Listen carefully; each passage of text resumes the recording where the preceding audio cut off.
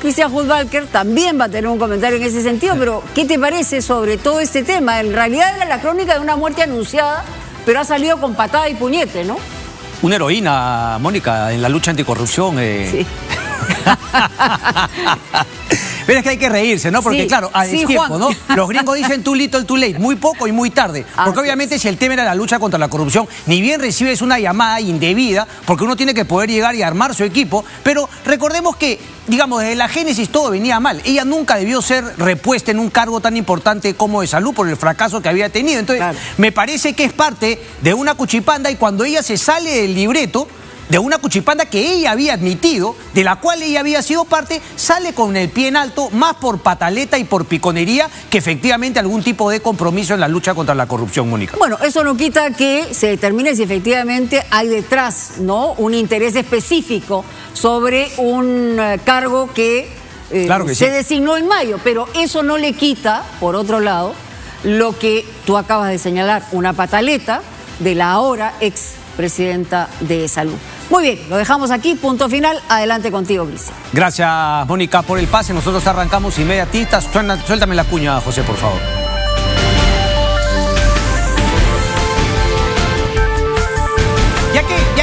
José, cambiemos el orden, ya que me deja dando botes a pelota, vamos con el tema primero de Rosa Gutiérrez de Salud. Porque, a ver, lo que dice Mónica es cierto, obviamente hay que investigar respecto de la salida de este gerente general, Iván Pereira. Trabajó en RENIEC con Dina Boluarte, es una información que he visto en otro noticiero también esta noche. Y claro, la pelota ahora está en cancha de César Linares, quien justamente una vez que sacaron de Rosa Gutiérrez de su cargo, lo han nombrado como presidente de Salud. Si César Linares, quien dicho sea de paso ha salido en un comunicado a decir que de las 4 investigaciones que se le seguían, 3 han sido archivadas, es decir, ya comenzamos con personas que tienen una gran interrogante respecto de su currículum, y su paso por la función pública. Decía, si César Linares repusiera en el cargo a el señor Pereira, quiere decir que César Linares simplemente es un pelele puesto por orden de Dina Boluarte y su entorno de poder, y que efectivamente Rosa Gutiérrez, más allá de haber sido parte de ese entuerto, tendría algo de razón en finalmente la carta que dice. En lo que no tiene claramente razón es el hablar una y otra vez de corrupción sin decir ni una prueba contundente. Es decir, habla de casos de corrupción, su lucha contra la corrupción, pero no dice específicamente nada, algo que haya encontrado de caso de corrupción y que haya finalmente denunciado, ya sea a través de la Procuraduría, a través del Ministerio Público e incluso a través de los medios de comunicación. Sí queda claro que podría haber habido una presión, es lo que decía Mónica, que efectivamente hay que investigar. Y repito, la última palabra la tendrá César Linares, o si es que veremos al señor Iván Pereira, el gerente general que sacó Rosa Gutiérrez, que se supone había presión de Dina Boluarte por reponerlo, reciclado en algún otro cargo importante del Estado por su cercanía y amistad con Dina Boluarte, al mejor estilo ¿de quién? De la propia Rosa Gutiérrez, que renunció durante una interpelación en el Congreso de la República y luego se recolocó en Salud. Va también, y no va a pasar piola, el ministro de Trabajo, ¿verdad? Varela, quien tuvo una posición ahí, ¿no? Lo llamaron varios medios de comunicación el viernes, decía, bueno, hablen con mi persona no encargada de prensa, pero no tuvo esa actitud cuando, bien pechador, salió a los medios de comunicación a decir que él ponía el pecho por Rosa Gutiérrez. Para patearla, para sacarla del cargo, ahí sí manda a que su jefe de prensa dé la información. Son esos cuestionamientos que solamente nos llevan a una conclusión, ¿no? El escaso nivel de convocatoria de este gobierno de Dina Boluarte para jalar a gente profesional, a gente capaz, a gente que no sea inepta. Desgraciadamente, las consecuencias las pagamos todos los peruanos en una entidad tan importante para la salud de todos nosotros como Salud. Solamente quiero enseñarles un cachito de la carta que mandó justamente el día de hoy Rosa Gutiérrez. He estado también en un medio de comunicación. No voy a gastar mucho tiempo, pero rápidamente me voy a ir a los párrafos que me parecen más importantes, que es justamente el 4, ¿no? 1, 2, 3, 4. Dice, la lucha contra la corrupción sigue siendo una prioridad ineludible y lamento percatarme de que este gobierno ha perdido de vista este objetivo fundamental. Desde el segundo día de mi gestión tomé la decisión de remover al gerente general Iván Pereira, debido a que identificamos rápidamente la existencia de probables casos de corrupción que nos generaron mucha preocupación. ¿Cuáles son esos casos? No los hubiese puesto. Los ha denunciado ante el Ministerio Público. Es decir, todo pareciese una pataleta de Rosa Gutiérrez, porque desgraciadamente su paso por el Ministerio de Salud inclina a que uno piense de esa manera. Pero si dice que efectivamente encontró probables casos, sería bueno que los muestre, no que los diga. Segundo, dice, sin embargo, y aquí viene el tema, ¿no? Peliagudo para la presidenta de la República. Días después recibí la llamada del jefe del gabinete de presidencia, luego del secretario general de Palacio y finalmente de la propia presidenta Dina Boluarte. Todos me solicitaron que revierta mi decisión o en su defecto que lo dejara en su cargo por 15 días más. Esto plantea preguntas importantes, dice, sobre las razones detrás de ese pedido y obliga a que la presidenta responda en virtud de la transparencia pública. Ojo que también juega un poco con las fechas, ¿no? Porque no nos queda claro, digamos, cuánto tiempo pasó entre la llamada, entre que ella lo dejó a cargo y que finalmente salió o le pidieron que salga, la renunciaron de Salud. La última dice, mi postura fue firme y coherente con mis principios, no cedí ante la presión, especialmente cuando se evidenciaron posibles casos de corrupción. Insiste con el tema de la corrupción, pero sin darnos pruebas. Sería ideal que nos dé pruebas. Es lamentable que, por haberle retirado la confianza al señor Pereira, haya sido removida de mi cargo como presidenta de Salud. Y la victimización típica, ¿no? Porque queda claro que nunca debió volver a un cargo tan importante como Salud tras su paso por el ministerio. Dice, reto a la presidenta Boluarte y al ministro de Trabajo, al señor Varela, a que expliquen a todos los peruanos la verdadera razón detrás de esta decisión. Ahí está un poquito. Y luego no sigue con su tema, prácticamente se presenta como una luchadora incansable de la corrupción en este gobierno. Pruebas, pues, y no bururú, ¿no? ¿Me decía José? 11 días duró. Ok. Vamos entonces con el tema de la marcha, porque el día jueves comentamos sobre la marcha del día miércoles. La marcha pacífica, yo incluso decía que me parecía, ¿no?, bastante avesadas, ideologizadas, si se quiere, las posturas que por ahí decían un éxito la marcha, y otros que decían un fracaso, ni fu ni fa, desde mi punto de vista, como lo comenté. Pero lo que queda claro es que hay un grupo de radicales. Hay un grupo de radicales que tienen distintas agendas y, claro, que no se contentan con una marcha como la del día miércoles, en la cual, en su mayoría, casi al 99% fue pacífica, ¿no? Transitaron, más allá de que yo siempre menciono que deberían tener un orden, no se quedaron tranquilos porque necesitaban justamente esto, no que las ONGs, la coordinadora, salgan efectivamente a decir, ¡ay, violación a los derechos humanos, me voy a esto, a la comisaría, etcétera! Como eso no había pasado el día miércoles, necesitaban eso. Y ojo al piojo lo que voy a decir, porque yo insisto en lo que he venido sosteniendo hace mucho tiempo ya. Están buscando su muerto.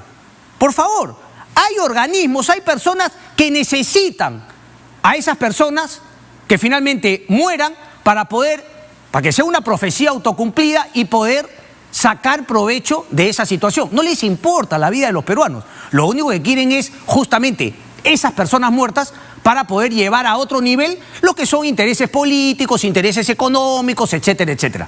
Que quede claro. Y una imagen de eso fue lo que ocurrió el día de ayer. ¿Ok?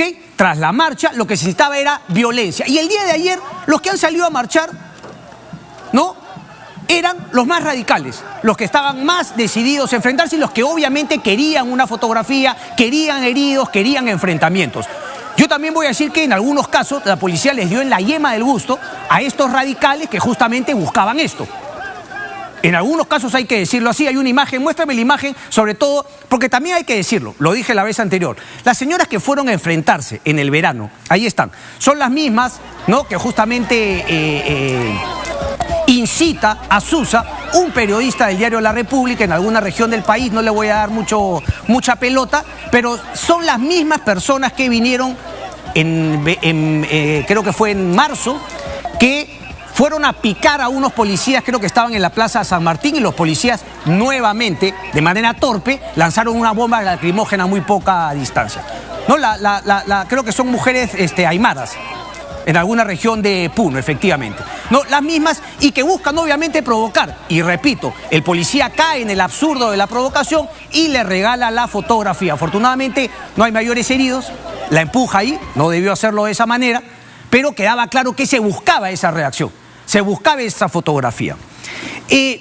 Pero también ha ayudado la marcha del día de ayer para mostrar efectivamente algunas cosas que quieren pasarse por agua tibia, pero que demuestran que, repito, hay unos radicales que no les basta con marchar, con manifestarse, con sentar una posición, sino que buscan un efecto y una consecuencia, heridos y muertos.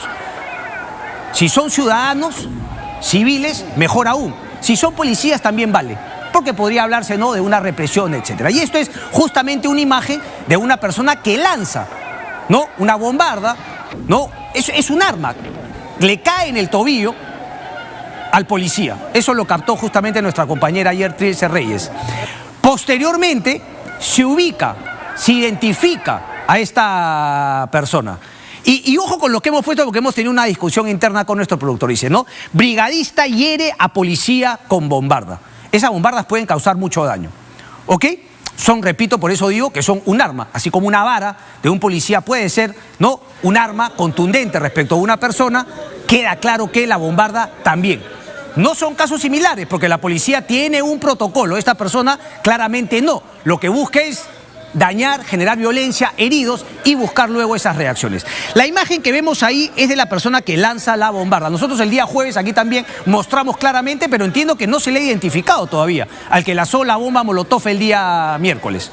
Ok, no se le ha identificado. Esta es una persona, y repito, ojo al piojo que hemos puesto claramente el logo abajo. Brigadista con bombarda fue intervenido. ¿Por qué digo brigadista?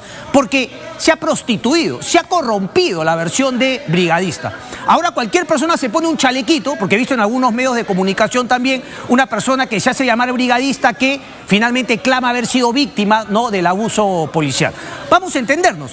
El nombre es, me dijiste, José, la persona identificada que fue detenida, correctamente, ahí está con su chaleco, y se hace pasar por brigadista.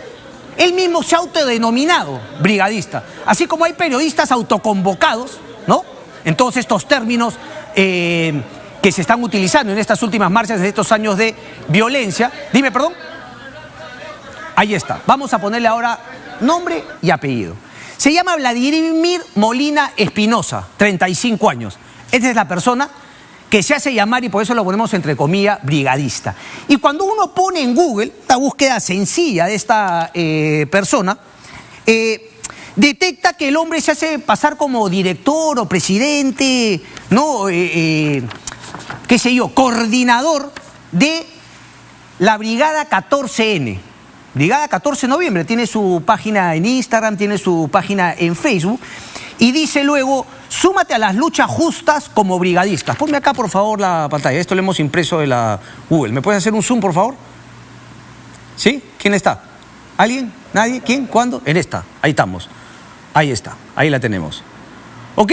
Entonces, él dice, aquí muéstranos, requisitos para ser brigadista. O sea, repito, la corrupción del término brigadista, porque claro, brigadista efectivamente se tiene a un grupo de personas entrenadas para socorrer a otros ciudadanos en algún caso de emergencia. Aquí en Latina tenemos a un grupo de brigadistas cuando haya un sismo que han sido entrenados para justamente poder ayudar a la gente. Esos son los brigadistas. Pero aquí en esta marcha y en este mundo, no, en nuestro país, que viene la cosa, digamos, no, descaminada, cualquier persona se hace llamar brigadista y claro, utiliza, si se quiere, el disfraz de brigadista para no ser detenido por la policía, para clamar de alguna manera, ¿no?, algún trato especial en este tipo de protestas y también para, dentro de su término brigadista, esconder estas bombardas que hemos visto que claramente luego se utilizan como armas contra los miembros de la policía. Requisitos para ser brigadista, según el señor Vladimir Molina Espinosa: ser mayor de edad, compromiso y disponibilidad para acudir a las convocatorias, estar en búsqueda de justicia para nuestros hermanos asesinados por la dictadura. O sea, un panfleto politizado, ¿no?, ideologizado, en el cual no hay ningún tipo de requisitos como, por ejemplo, no sé, primeros auxilios, ¿no? Saber algunas cosas fundamentales para atender heridos, etcétera, etcétera. De eso absolutamente nada. Entonces, cuando algunos medios de comunicación malutilizan el término brigadista para que cualquier violentista quiera pasarse como tal y tratar de tener algún tipo de inmunidad en las protestas, viene todo mal. Pero ahí veo, ¿no?, que algunos diarios, redes sociales, efectivamente dicen, brigadista, fue golpeada. ¿Brigadista de qué? ¿Según quién? Porque lo correcto sería, así como yo digo que los que marchan deberían poder decir, señores, a todo el Perú, en las redes sociales, convocatoria para encontrarnos acá, vamos a marchar por esta vía, lo último que queremos es enfrentarnos con la policía, ¿no? Queremos hacerlo pacíficamente porque no se trata de tener muertos y heridos y enfrentamientos con la policía para que dé la vuelta al mundo y nos victimicemos, no. Lo que queremos es mostrar unos ciudadanos que estamos indignados, que tenemos estos pedidos y que vamos a marchar porque somos bastantes o no somos tantos, seremos los que somos, pero vamos a marchar pacíficamente por una vía. Pero no, eso no es lo que se quiere. O en todo caso, no es lo que quiere este grupo radical que luego va a buscar justamente los efectos como hemos visto el día de ayer.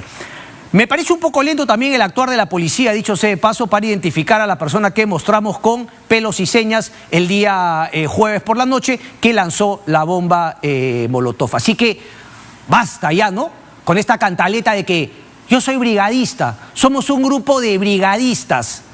El que quiere en verdad ser brigadista se podría, no sé, empadronar la Defensoría del Pueblo, somos estos, tenemos nuestra identificación, pero si queda claro que este es el tipo de brigadistas que tenemos, ¿de qué estamos hablando? Es decir, los más indignados deberían ser aquellos entusiastas de la protesta, de las movilizaciones, de decir, señores, este no debe pasar, esta persona no puede pasar, porque nos quita finalmente toda la legitimidad de los que sí marchamos pacíficamente. ¿O es que eso es lo que se busca, señores de las ONGs? Eso es lo que se busca, tener ese tipo de impacto. Y que claro, que muera una persona es lo que necesitamos. Es lo que necesitamos. Entonces, ahí va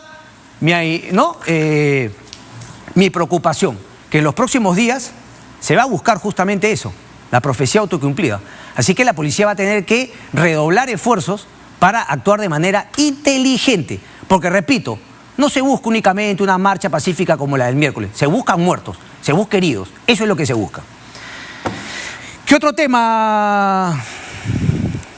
Correcto. Y después vamos a ver si es que hablamos también de la locura que quiere implantar el alcalde de Lima, Rafael López Area, respecto de rutas de Lima. Ojalá lo tengamos eso para después de la pausa. Cuando aquí hemos comentado el caso Sada Goray, recordemos que el 7 de diciembre, o hasta antes del 7 de diciembre, la meta principal del equipo en la lucha, ¿no?, contra la corrupción en el poder que dirige Marita Barreto era Pedro Castillo. Era Pedro Castillo. Luego, claro, con la caída de Pedro Castillo, el caso de alguna manera no va variando.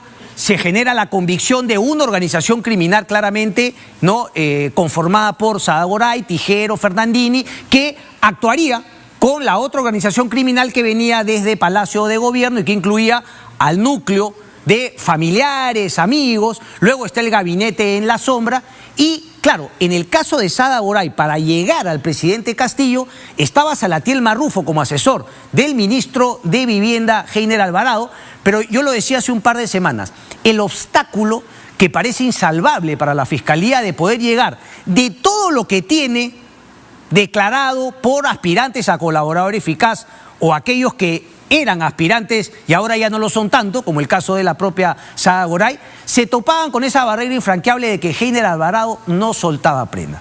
El exministro de Vivienda, estando en la cárcel, por otro caso, dicho sea de paso, hay que mencionarlo, se lo vamos a preguntar también a nuestro invitado, no soltaba prenda y no quería ni siquiera intentar ser colaborador eficaz como muchos esperaron. Ah, bueno, ahora que Marrufo lo ha echado a Alvarado, Alvarado va a querer ser colaborador eficaz para poder echar al presidente Castillo. Eso no ha pasado. ¿Qué es lo que está ocurriendo en el caso de Heiner Alvarado? Pues para hablar al respecto vamos a entrevistar a su abogado, Humberto Abanto, quien ya está con nosotros. Doctor Abanto, por favor, adelante. ¿Qué tal, Humberto? ¿Qué tal? Adelante, maestro. Tiempo, después de tiempo. Después de tiempo.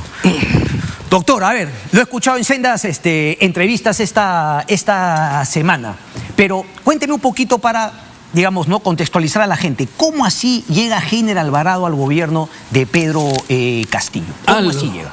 Lo ha contado, lo convocó Abel Cabrera, lo llevó a Zarratea, se entrevistó con Castillo antes del 28 de julio. Castillo le dijo que le dio su aprobación y lo designó ministro y juramentó el 28 de julio. Ok, y Cabrera, digamos, el vínculo que tenía con el presidente Castillo venía justamente de Chota, de Cajamarca, venía de la campaña y todo eso. Sí, venía de la campaña, hasta ese momento. El vínculo de Heiner Alvarado con Salatiel Marrufo. A ver, Heiner Alvarado llega a ser ministro, no tiene equipo, es una persona que viene de Chachapoyas, y Abel Cabrera le recomienda a Salatiel Marrufo. Él acepta la recomendación. Eso es así de sencillo, en corto. ¿Y hizo algún cargo? O sea, por lo que me cuenta, claro, usted me pinta, viene de provincia, Salatiel Marrufo también venía de provincia, también venía de Chiclayo, es más, todo el entorno presidencial venía de Cajamarca. Sí, claro. Pero no conocí entonces a ninguna persona, ningún nombramiento que haya hecho Heiner Alvarado vino de su propia cosecha. No, cuidado, vamos por partes, ¿eh? No solamente eso, sino que Heiner Alvarado se queda con los viceministros de Sagasti. Heiner Alvarado, el secretario general, es un empleado de carrera del Ministerio de Vivienda. Entonces, digamos, ese esquema de que había un copamiento tampoco es tan cierto. ¿Por qué acepta entonces el cargo? ¿Le gustaba el poder, tener el poder, aceptar? Le proponen ser ministro, es un ingeniero civil, ha tenido función pública, acepta la propuesta. Y acepta también todos los, digamos, los consejos o, digamos, los nombramientos que le planteaba, en este caso Cabrera, en este caso quizá el presidente Castillo. No, le presenta solamente Cabrera, o sea, en este caso fue solamente Cabrera. Y se restringe exclusivamente a Salatiel Marrufo. No hay otra recomendación del señor Cabrera. No cambió nadie más el señor Heiner Alvarado durante su cargo. Ahí, solamente tiempo después, cambia a la viceministra de Vivienda e ingresa Rodolfo Santamaría, creo que es un hombre que tiene experiencia en el sector, que inclusive había estado en Mi Vivienda antes. Y le hago las preguntas porque, claro, sí finalmente decide cambiar a, por ejemplo, no directores en el Fondo Mi Vivienda, y usted me dirá, efectivamente, los cargos, los nombramientos los hace FONAFE, pero con una recomendación del Ministerio de Vivienda. Entonces, sí, eso sí decide finalmente cambiar, es decir, Heiner Alvarado siempre que le pedían algo solícito, no respondía a lo que lo pedían. No es tan así como solícito, sino que le dicen que hay que cambiar directores, le presentan una terna. Esta terna pasa el control de FONAFE y pasa la votación de la Junta de Accionistas de ¿Quién FONAFE. Se lo recomienda, doctor? Salatiel Marrufo. Ok. Sí. Era su jefe de gabinete de asesores. Además, una cosa importante que Heiner Alvarado me dice, a mí no me consta, es que él se dedicó a trabajar en el sector de tal manera que puede ofrecer como resultado 98% de ejecución presupuestal. Entonces, hay temas que obviamente puede haber dejado en manos del jefe de gabinete de asesores. A mí no me parece irrazonable. ¿Por qué caso está detenido, un poquito no, para aclarar a los televidentes? ¿Por qué caso es que está en prisión el exministro Heiner Alvarado, doctor? El decreto de urgencia 102-2021, que es un caso muy curioso, porque es el único ministro que está preso por ese decreto de urgencia, que tiene 106 proyectos en el cual hay 3 anomalías. Pero se supone que él es el único que ha orquestado la producción de un decreto de urgencia, el desvío de las cosas en municipalidades que no están bajo el control del Ministerio de Vivienda, y ahí está, con una resolución que además, estoy seguro, va a ser corregida por el Tribunal Constitucional porque viola el precedente Yoshiyama establecido por este mismo órgano. Y me imagino que lo han entrevistado muchas veces por este caso de Sada Goray y Salatiel Marrufo. ¿Le han planteado en algún momento ser colaborador eficaz? Se mencionó mucho tiempo, yo lo decía justamente en el comentario inicial. Difícil que a mí me inviten a un tipo de... a ese tipo de procedimiento. No, pero me imagino, Heiner Alvarado ha sido interrogado por este caso. por el caso de Marrufo, Sada Goray. Recién se le está citando por primera vez para este caso, a pesar de que tiene 3 meses preso. Pero si finalmente todas las declaraciones apuntan a Heiner Alvarado, todas las declaraciones de Salatiel Marrufo apuntan a Heiner Alvarado. No le han pedido su testimonio todavía. Cristian, que recién le están tomando la declaración. Recién le van a tomar la declaración. Es más, quisieron citarlo de un día para otro y lo hicieron tan mal que citaron en el penal de Ancón. Ok.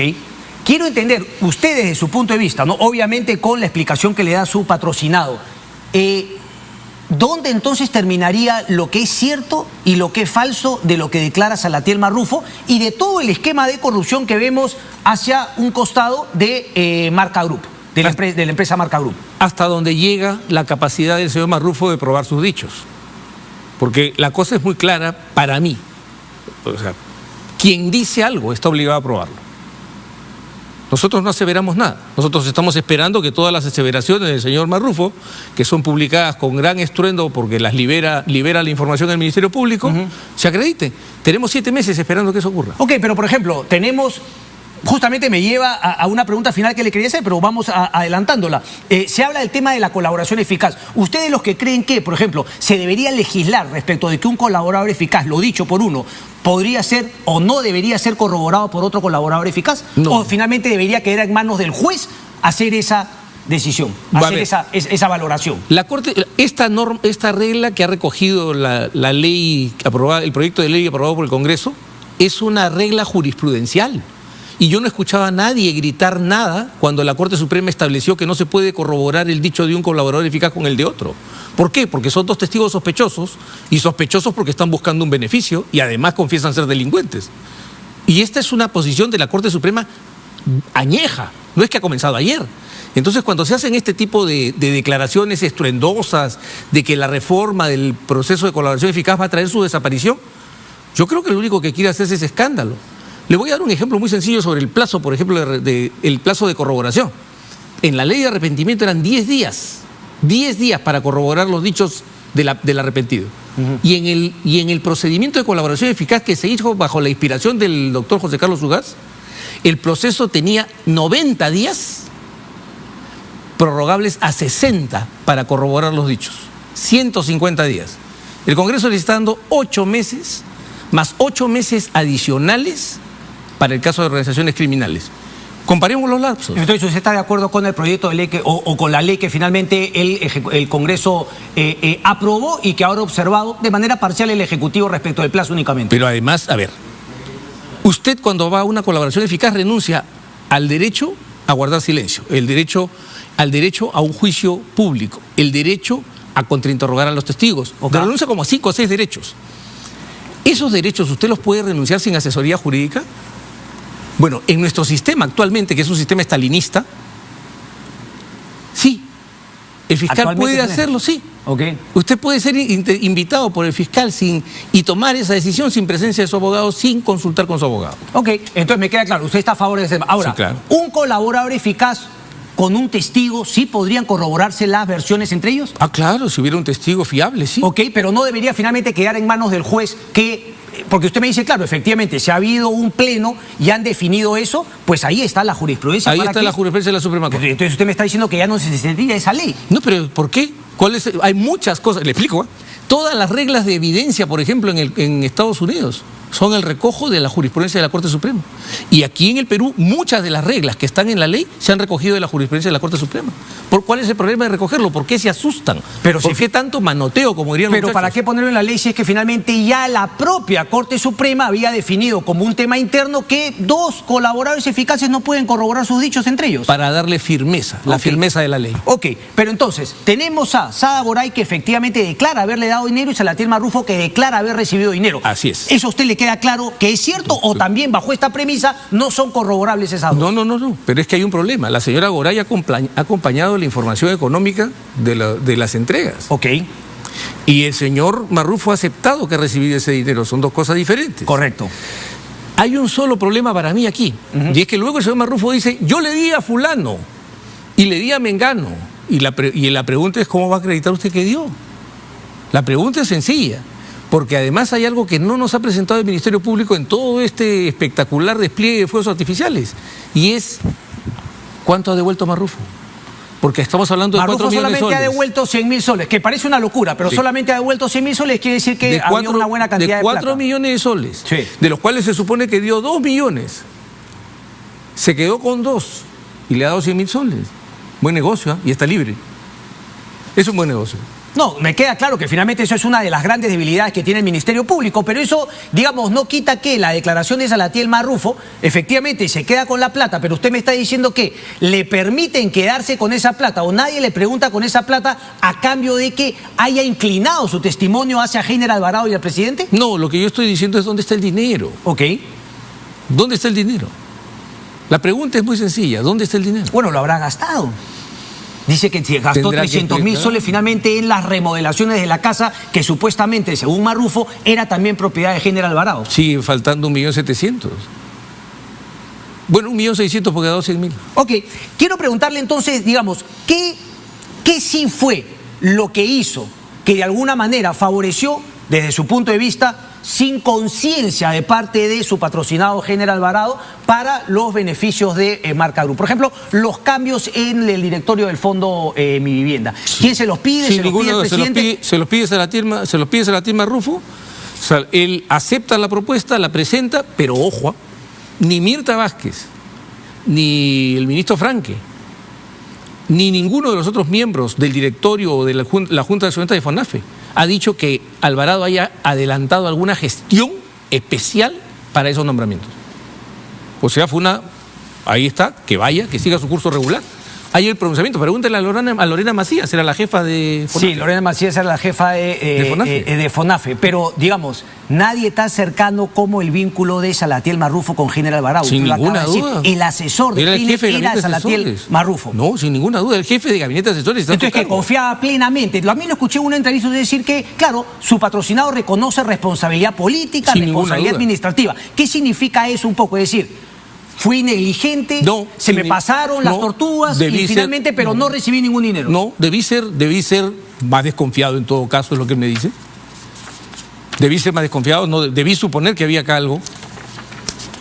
Debí suponer que había acá algo y finalmente, claro, no lo suponió. Y ahora que él se encuentra con toda esta realidad, ¿qué es lo que le dice su patrocinador? Bueno, ya lo ha dicho, ¿no? Lo dijo además en un programa suyo que le ha costado una sanción en el INPE. Me hubiera quedado en Chachapoyas. Esa no era la pregunta, ¿no? ¿Por qué aceptó finalmente y por qué, digamos, no esa facilidad que Nenil Cabrera le haya recomendado? No fue Nenil Cabrera. Primero fue Abel Cabrera. Abel Cabrera, que lo haya traído, y que después además no solamente haya aceptado, sino que también le haya dicho, bueno, tienes que aceptar, pero finalmente el asesor que te recomendaba. No, le propuso, no es que tienes que ir a la condición, no hubo una condición en esos términos. Le propuso, oye, ¿qué te parece fulano como asesor? Ok, hábleme entonces del Fondo Mi Vivienda. ¿Qué fue lo que hizo exactamente Heiner Alvarado? Firmar la propuesta. Salatiel Marrufo le dice, estas son las dos personas. Estas son, y además trae el currículum. Perfecto, pues chequéalo con Mi Vivienda, con FONAFE. Correcto. Y FONAFE lo aprueba. Y la falta de curiosidad, vamos a decirlo, ¿no?, de manera diplomática, la falta de curiosidad de su patrocinado de preguntarle, oye, ¿y qué fue lo que conversaste con Mauricio Fernandini, que me llamó por teléfono y que quería reunirse contigo, reúnete con él? Ya nunca preguntó eso. No, porque no le dijeron que hubiera algo importante y él sintió que estaban tratando de buscarle una reunión a la Prepo. Él buscó... Por eso es que lo mandó. O sea, tengo un tema importante, ministro. Vaya usted a hablarle con mi asesor. Terminó el asunto. Y después ya no le preguntó de qué va ese porque tema. No le dijo, o sea, si no le reportan un tema importante. Ok. Hay otro tema también, el tema de la Superintendencia de Bienes Nacionales. Superintendencia de Bienes Nacionales, sí, claro, ¿no? Dice que efectivamente... tengo conocimiento que se dio la designación de Cintia Rudas Murga como superintendente de la SBN. ¿Tenía contacto Heiner Alvarado con, por ejemplo, Alejandro Sánchez Sánchez? Aquí queda claro que Abel Cabrera Fernández, quien no lo recomendó, sí había estado en la Casa Zarratea y también, según la Fiscalía, claro, estuvo detrás del nombramiento de esta persona en la SBN. ¿Cuál fue el grado un poco de conocimiento de Heiner Alvarado de lo que se cocinaba en la SBN? Lo que a mí me ha dicho es que no conocía el tema de lo que estaba pasando en el SBN. Esa es su versión. Entonces lo que yo estoy esperando es una versión que demuestre que él tenía algún conocimiento, alguna intervención directa. Correcto, pero entonces nuevamente alguien le recomendó, vamos a poner a esta persona, y él finalmente firmó. Sí, claro. Ok. Luego tenemos el préstamo, ¿no? Préstamo que tenía Heiner Alvarado y que finalmente Salatiel Marrufo Eso me gusta porque acaba de haber un cambio interesante y se lo voy a contar. Cuéntemelo. A ver. Este señor Henry García, este doctor Henry García le recuerda la deuda a Heiner Alvarado. Y le dice, bueno, si no me pagas voy a ir a los medios. Correcto. Él quiere evitar un escándalo, comenta con Marrufo y Marrufo le dice, pero yo te ayudo, yo te presto el dinero. Ok. Hay un tema muy interesante acá que lo he subrayado varias veces y voy a subrayarlo de nuevo. Hasta donde se sabe, hasta donde se sabía, hasta que yo declaré esta semana, ¿no? La señora Goray solamente le había entregado soles a Salatiel Marrufo. Sí. Y la deuda con el señor García eran 70.000 soles. Sí. Pero como usted sabrá, le pagaron $17.000. ¿De dónde salieron los dólares? ¿Para qué cambio dólares para pagar soles? O sea, tengo soles para cambiarlos en dólares, para pagar una deuda en soles y terminar además siendo insultado por el acreedor porque no daba el cambio completo. Ya, pero ¿usted cree que ese término, digamos, de que haya recibido soles y no haya finalmente, ¿no? Y que haya cambiado en dólares? Marca una incoherencia, pero además surge algo más. En estos días acabo de enterarme de que el señor Marrufo recuerda haber recibido $22.000, además aparte de los varios millones de soles. Acaba de recordar $22.000. Sí, pero mi punto es decir, porque no se pagó en la misma moneda ese dinero, o sea, no hay la posibilidad de que el señor Salatiel Marrufo, como hacía mucha gente en ese momento, que el dólar se iba a la baja constantemente por la falta de predictibilidad económica, haya cambiado sus soles a dólares. Pero ¿para qué cambio? O sea, si yo tenía 100.000 soles después para darle al presidente... Los tenía en su caja ahí, claro. Justo 100.000 soles. Sí, pero eso sí los podría haber finalmente recibido. ¿Por qué mejor no me cuenta por qué Heiner Alvarado acepta que el señor Marrufo le preste dinero y de dónde saca Marrufo el dinero? Porque Marrufo ha sido aportante a la campaña. Marrufo le dice, yo tengo plata, yo te presto. Es su jefe. ¿Cómo no? Me lo cuenta con una normalidad. O sea, la persona que es ministro le pide finalmente a su asesor que le pide. Cuidado, su asesor le ofrece. Y le ofrece. Más razón para dudar. ¿Y tú dónde sacas plata? Y yo no sé. ¿Le ha pagado Heiner Alvarado esa deuda a Salatiel Marrufo? Pero si no ha llegado al pago. ¿Cómo no ha llegado al pago, perdón? O sea, no ha habido pago. No alcanzó a devolverle el dinero. ¿Quién? ¿Heiner? A Marrufo. Ok, o sea, le prestó la plata, pero no se la ha devuelto. No alcanzó a devolver. ¿Y de dónde creyó Heiner Alvarado que iba a conseguir el señor Marrufo? Digamos, tenía negocios, tenía dinero, Marrufo tenía plata. Le dice, yo tengo plata, y Marrufo ha sido aportante a la campaña. Cuidado, o sea, no es que Marrufo es un jalador de combi al que trajo Abel Cabrera y lo puso en el Ministerio de Vivienda. Entonces, cuidado, vamos paso por paso, ¿no? ¿Cuánto aportó en la campaña de Yo no recuerdo en este momento. Ok, bueno, dato importante. Pero igual para ver si es que finalmente fue un aportante. Y después luego llega de asesor al ministerio esta persona pudiente, usted, según lo que usted me dice. No pudiente, pero digamos, tampoco es que no es una suma no le llamó la atención, no se complicó, no se erizó de que su asesor le preste dinero para pagar una deuda. Le resolvió un problema y él se lo iba a devolver. Porque, ojo, hay una cosa muy importante, Cristian, y esto hay que detenerse. Si el dinero se repartía entre los dos y Alvarado tenía el dinero, ¿por qué tenía que quedarse con los papeles Marrufo? Si al final yo no quería que nadie sepa que había tenido esta deuda. ¿Con qué papeles, perdón? Con los papeles de la deuda. Con los papeles de la deuda que finalmente le entrega la letra y a Marrufo finalmente se la queda. Y Marrufo se queda. Ok. Eso es la prueba de que ahí hay un depósito de confianza.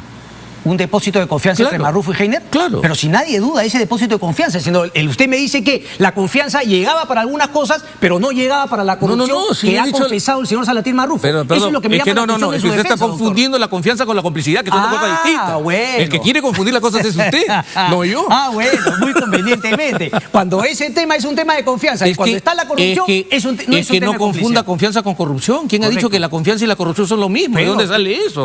No vamos a poder tratarnos con confianza porque seríamos los dos. Por favor, si estoy viendo yo que una persona está declarando todo esto y ahora usted me dice, no tenía por qué saber, pero sin embargo le prestó dinero y nunca le preguntó de dónde salía justamente ese dinero, porque yo digo, si estoy asesor y soy ministro, le digo, oye, pero tú no estarás haciendo palomilladas en el Ministerio de Vivienda. Yo le he explicado claramente, él le dijo, yo tengo dinero, no te preocupes, yo te presto.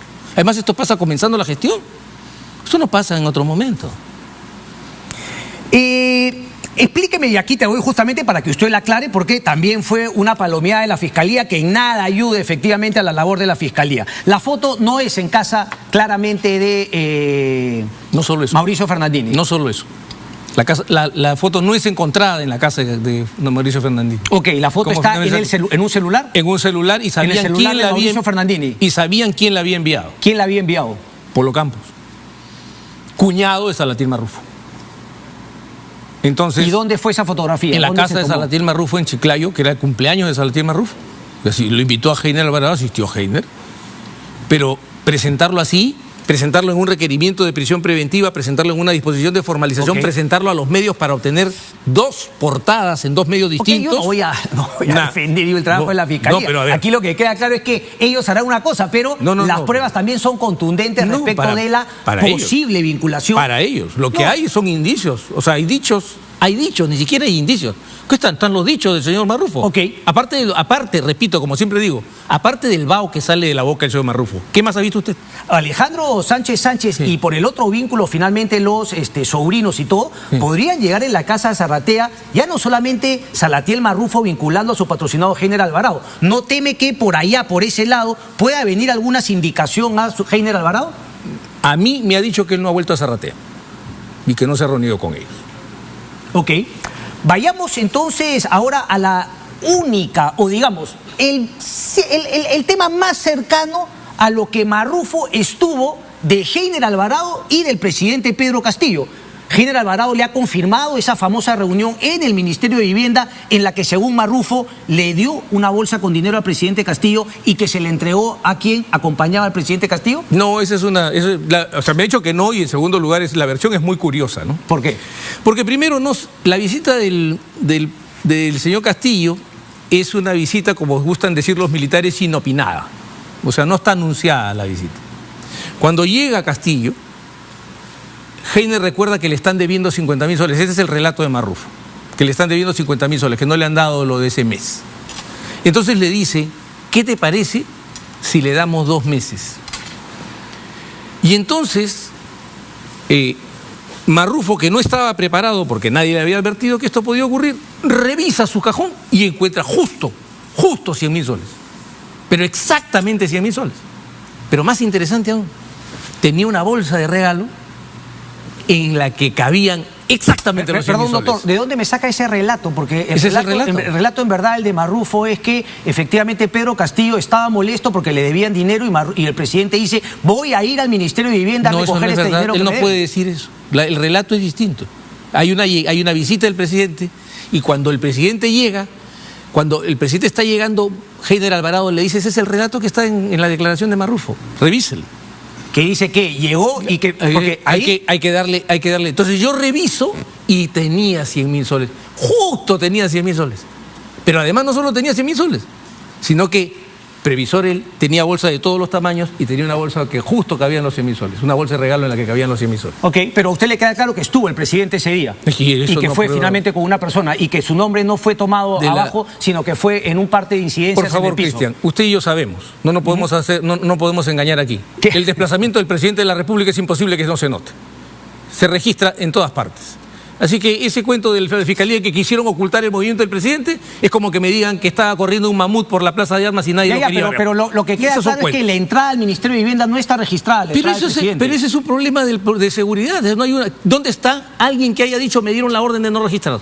La llegada del presidente. Pero vamos, pues, los hechos es que no está registrado. Pero ese es un problema, de seguridad. ¿De quién es el problema? Claro. El tema es que sí está registrado en el piso donde pero estaba. Pero no solamente eso, debe estar registrado el desplazamiento del presidente. O sea, el presidente no se mueve como nosotros nos movemos. Ok. El presidente genera todo un desplazamiento de seguridad. Ok. Tiene un resguardo que ya lo quisiera cualquiera de nosotros para un día de fiesta. Entonces, como ya nunca hemos visto, ya nadie ha visto jamás desplazarse al presidente. No entiendo cuál es el punto de lo que usted plantea. Lo único que estoy diciendo yo es que efectivamente, lo dicho por Marrufo, tiene un correlato con que el presidente estuvo presente ese día. Pero yo agarro pero perdón, es un relato retrospectivo. Yo agarro y estoy tratando de armar mi historia y digo, también hubo esta visita. Ya, yo le di. Y justo yo tenía lo que no esperaba que me pidiera. Ok, ahora se tiene que preguntar obviamente a la persona que, según Marrufo, habría recibido el dinero en esa bolsa. ¿Qué le pregunto? No, que está finalmente, creo que era un edecán que acompañó al presidente de la República en ese momento. Pero es factible, estuvo ahí en todo caso. Porque además se supone, imagínense, pues una bolsa de regalo que está abierta con 100.000 soles, el tipo tiene que haber visto los billetes. No, sin ninguna duda. Puede ser una bolsa, no, es una bolsa de regalo, su versión. Ojo, que la primera declaración fue en un sobre Manila. Pero tiene los sobres Manila, tiene la bolsa, tiene el maletín mostaza, etcétera, etcétera. Yo no entiendo qué es lo que me plantea. Que primero había un sobre Manila y después hay una bolsa de regalo. Finalmente él tiene el dinero en alguna medida, saca la bolsa, lo pone en una bolsa y se la da. Pero el dinero estaba en el Hotel El Marqués, ahora resulta que está en su oficina. Parece que también tenía el hombre llevar plata porque tenía efectivo. Usted me lo acaba de decirnos, que eran 4 millones que había recibido. Pero parece que el hombre tenía dinero y lo llevaba. Se frotaba. Ahora, ¿usted cree como que Pedro Castillo se frotaba para recuperar el aliento? ¿Usted cree que Pedro Castillo es corrupto y que recibió dinero? Porque, claro, usted me dice, Heiner Alvarado no tiene nada que ver, pero uno piensa y dice, bueno, había $20.000 en la oficina de Bruno Pacheco, lo tenemos a Heiner Alvarado por un tema de decreto de urgencia, tenemos los casos de Nenil Medina, el otro alcalde, etcétera, que el caso de los primos, de los sobrinos del presidente Pedro Castillo, los hermanos. Entonces, la pregunta es esa, ¿usted cree que había una organización criminal enquistada en Palacio de Gobierno? Le voy a decir claramente, Cristian, porque usted conoce mi posición. Yo soy un abogado defensor y razono como un abogado defensor. Quien diga eso tiene que probarlo. ¿A qué punto hemos llegado, doctor? Entonces usted finalmente no cree... No es que no crea, cuidado. Es que ustedes creen que el tema de la inocencia o la culpabilidad es un tema de fe. No es un tema de fe. Sí, pero doctor, es un tema empírico, hay que demostrarlo. Pero hemos conversado... Yo soy enemigo del gobierno de Castillo, obviamente. Que no tengo fe en su inocencia, también. Pero la regla no puede hacerse al revés. La gente no debe ser condenada por las creencias de las personas. Lo que yo voy a exigir siempre, y me han escuchado eso cada vez que me han entrevistado, es evidencia. No gas, no aire, no palabras. Sí, pero evidencia. Pero son los inicios justamente. Si hablamos de una organización criminal enquistada en Marca Group, Mauricio Ferrandini, Pilar Tijero, Sada Oray, y hablamos de una organización criminal, su patrocinado está en el medio. En el Perú se malversa el concepto de organización criminal. Se exagera. Mientras en Colombia, en los últimos 6 años, se han desactivado 9 o 10 o 15 a lo mucho organizaciones criminales, aquí se desactivan cientos. Y eso le tiene que dar una idea de cómo se abarata el concepto de organización criminal en el Perú. Me tengo que ir, doctor Abanto. Siempre es un placer conversar con usted, pero yo tengo una pregunta final. Con usted, como abogado de Heiner Alvarado, nunca vamos a cambiar o nunca vamos a ver al señor Alvarado cambiar de posición y decir, bueno, ahora sí quiero ser colaborador eficaz y voy a echar con pruebas y documentos al señor Pedro Castillo. No me veo en esa posición, no me han visto. No, respóndame más concretamente, porque no usted me diría, eso. Si yo ahorita estoy seguro, porque mi patrocinado me ha dicho eso, tendría entonces que significar que el señor me mintió. Y si me mintió y yo me he sentado en tanto medio de comunicación a sostener la defensa de mi patrocinado, si al final ocurre lo que usted me está diciendo, obviamente yo tendría que renunciar, porque a mí pues no me va a agarrar de tonto el señor Alvarado. Vamos por partes, Cristian. Lo que pasa es que las respuestas a preguntas hipotéticas necesitan respuestas hipotéticas. Porque usted me hace una pregunta hipotética, porque presenta una hipótesis. Si ocurriera tal cosa, en cuanto a lo que le puedo decir hoy, en este instante, no hay ningún procedimiento de colaboración. Y en los términos en que está planteado el debate y la forma en que se está conduciendo el Ministerio Público, tratando de engrapar las cosas de mala manera, no es posible. Sí, pero no me gusta ese modelo de desesperación. Pero es que la pregunta es simplemente... Y yo no soy un abogado que hace colaboraciones eficaces. ¿Usted continuaría con Heiner Alvarado si se entera que le ha mentido? Pero es que, vuelvo a decirle, las preguntas hipotéticas, en mi opinión, pero ¿cómo va a ser es hipotética. Si usted se entera que sí es una hipótesis. Quiero que me entienda, sí, pero yo no respondo. Pero es una pregunta completamente... No, si el señor Heiner Alvarado le miente, ¿usted seguiría defendiéndolo? Es que vuelvo a decirle. Ok. Mire cómo las preguntas hipotéticas es que en otros casos sí me ha respondido hipotéticas, pero bueno, doctor Abanto, un placer como siempre. Nos vamos a la pausa y regresamos. No se muevan. Gracias. Gracias.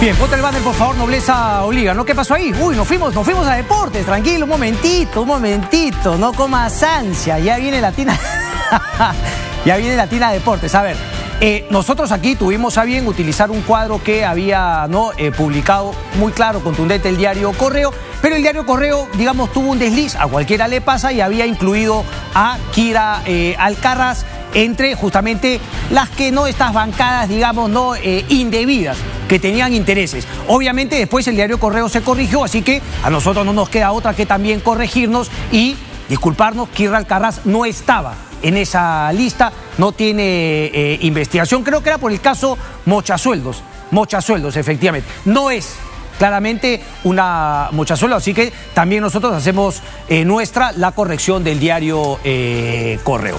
Vamos a la pausa final y regresamos. No se mueva, que ya tiene Latina Deportes.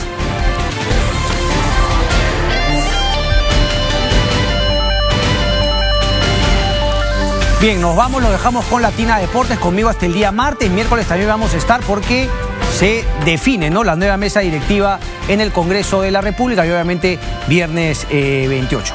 Hasta el martes entonces. Chao, chao, gracias.